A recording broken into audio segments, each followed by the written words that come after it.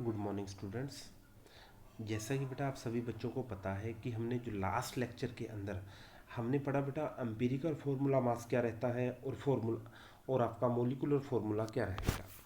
तो आपने देखा बेटा कि किसी भी मॉलिक्यूल्स का फॉर एग्जांपल बेटा आपने पढ़ा कि जैसे ग्लूकोज का एक मॉलिक्यूल लेते हैं हम C6H12O6।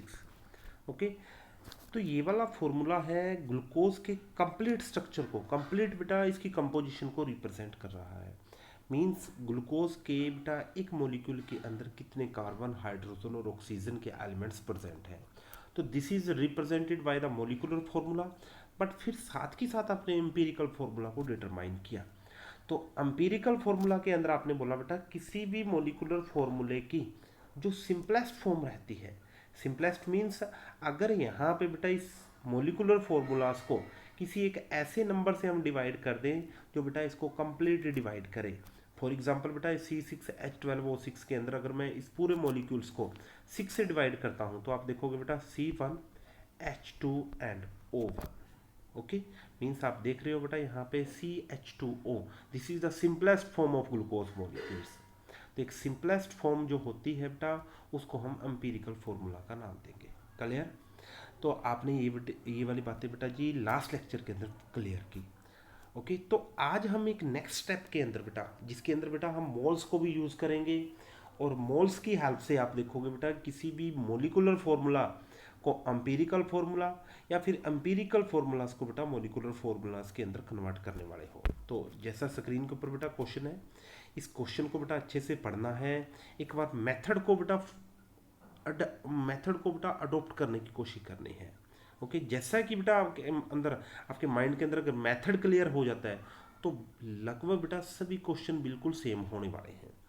तो फॉर एग्जांपल बेटा इस क्वेश्चन के अंदर आप देखिए, यहाँ पे क्वेश्चन के अंदर है, क्वेश्चन है बेटा जी the molecular mass of an organic compound is 78। कि कोई आपको मोलिकुलर ऑर्गेनिक कंपाउंड दिया बेटा, उसका मोलिकुलर मास आपको 78 दे रखा है and it's percentage composition is. बेटा यहाँ पे जो परसेंटेज कंपोजिशन दे रखी है उस मोलिकुलर कंपाउंड्स की, उस बेटा मोलिकुलर कंपाउंड्स की जो आपको कंपोजिशन प्रोवाइड कर रखी है वो है 92.4 बेटा वहाँ पे कार्बन परसेंट है और जो 7.6% है बेटा वो हाइड्रोजन परसेंट है। ओके, तो अब इस परसेंटेज की हेल्प से आप molecular formula as well as empirical formulas को डिटरमाइन करने वाले हो। ओके, तो बेटा ध्यान रहे इस क्वेश्चन को सॉल्व करने के लिए ट्राई करो बेटा इस टाइप के एक टेबल को आपने जनरेट करना है। तो टेबल के अंदर है बेटा जो आपको एलिमेंट्स दे रखे हैं, कार्बन एंड हाइड्रोजन आपको प्रोवाइड किया गया है। कार्बन की परसेंटेज दी गई है बेटा 92.4 एंड हाइड्रोजन की, क्योंकि परसेंटेज ऑलवेज बेटा 100 में से निकाली जाती है तो हाइड्रोजन की ऑब्वियसली रहेगी बेटा दैट इज द 7.6%। ओके, इसके बाद जो नेक्स्ट बेटा टेबल का जो कॉलम आपने जनरेट करना है वो करना है बेटा एटॉमिक मास। मींस जो आपको एलिमेंट्स दे रखे हैं उन एलिमेंट्स का एटॉमिक मास आप नोट कीजिए। एटॉमिक मास बच्चों को बहुत अच्छे से पता है बेटा, कार्बन का एटॉमिक मास 12 रहेगा, हाइड्रोजन का जो एटॉमिक मास रहेगा बेटा वो 1 रहेगा। ओके, अब नेक्स्ट जो पॉइंट आपने करना है, इस एटॉमिक मास को बेटा जो आपको कंपोजिशन प्रोवाइड कर रखी है उससे डिवाइड करना है। मींस आपने मोल्स को निकालना है यहाँ पे।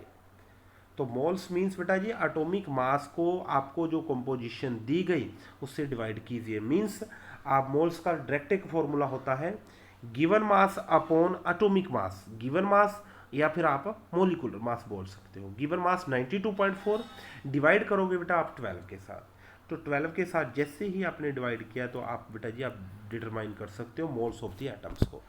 ओके, तो मोल्स 92.4 अपॉन 12, तो मोल्स आपके पास आए बेटा 7.7। और ऑन दी सेम वे आप देख सकते हो बेटा यहाँ पे हाइड्रोजन की परसेंटेज थी 7.6, एटॉमिक मास था 1, तो आपने डिवाइड किया और डिवाइड करते आपके पास मोल्स आए दैट इज द 7.6। ओके, तो आपने देखा बेटा यहाँ पे मोल्स ऑफ द एटम जो आ रहे हैं दैट 7.7 एंड 7.6।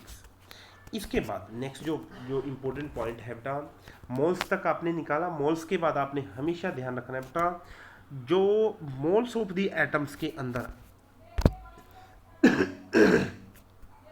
जो मोल्स ऑफ द एटम्स के अंदर बेटा जो सबसे स्मॉलेस्ट नंबर है दैट इज 7.6, उस 7.6 से बेटा जी सभी को डिवाइड कर दीजिए। डिवाइड करते बेटा आपको जो मोल्स की एक रेशो आएगी वो हमेशा आपको एक होल नंबर के अंदर मिलनी शुरू हो जाएगी। जैसा बेटा आपने देखा यहाँ पे मोल रेशो आपने निकालनी है। मोल रेशो को निकालने के लिए बेटा 7.6 को इस 7.7 से डिवाइड कर दीजिए, तो ये बेटा अप्रोक्सीमेटली 1.01 मीन्स 1 के इक्वल पहुंच गया। ऑन दी सेम वे बेटा 7.6 को 7.6 से डिवाइड करोगे तो वहाँ पे 1 आया। तो आपने एक रफली बेटा जी इसको एक कंप्लीट नंबर 1.01 को आपने सिंपलेस्ट होल नंबर के अंदर कन्वर्ट करना है। दैट 1 बेटा वो किसके इक्वल जाएगा, 1 के इक्वल गया। On the same way hydrogen भी बेटा आपका 1 के इक्वल पहुंच चुका है। तो आपने देखा इस पूरे स्ट्रक्चर के अंदर जो simplest whole number ratio carbon और हाइड्रोजन की मिली आपको 1 and 1 मिली। ओके, आई रिपीट अगेन बेटा, ध्यान रखना है एलिमेंट्स को लिखिए, परसेंटेज को लिखिए, परसेंटेज के बाद जो एलिमेंट प्रोवाइड किए गए हैं बेटा उनके एटॉमिक मास को लिखिए, फिर उसके बाद बेटा एटॉमिक मास को इस कंपोजिशन के साथ डिवाइड कर दीजिए।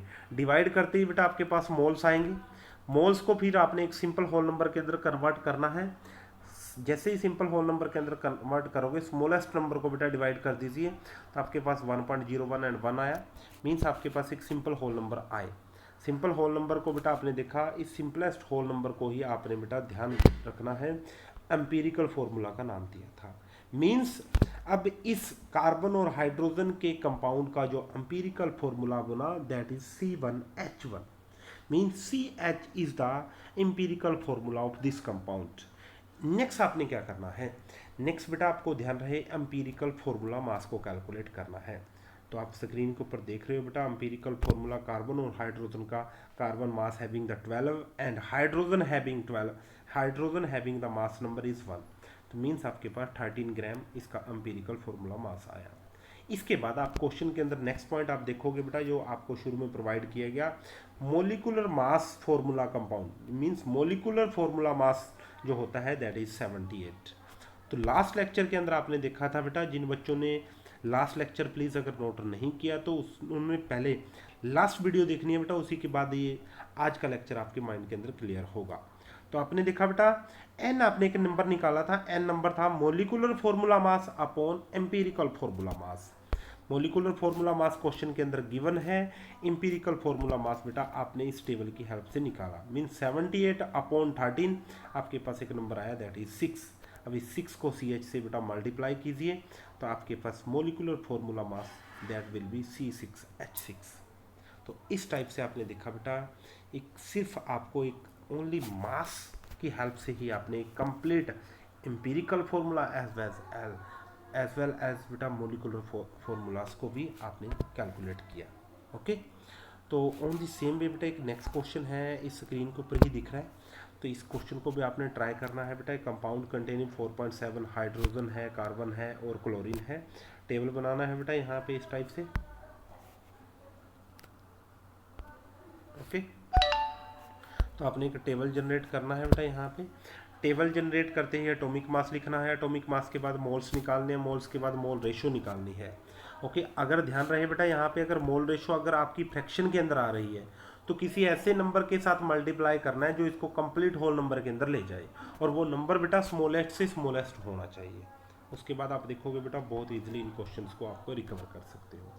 तो आपने बेटा जी अपनी बुक के अंदर जाना है, जो भी आप बुक फॉलो कर रहे हो दैट मे बी NCERT बेटा और मॉडर्न प्रदीप, जो भी आपके पास बुक है उन बुक्स के अंदर बेटा इस टाइप के क्वेश्चंस आपको मिलेंगे।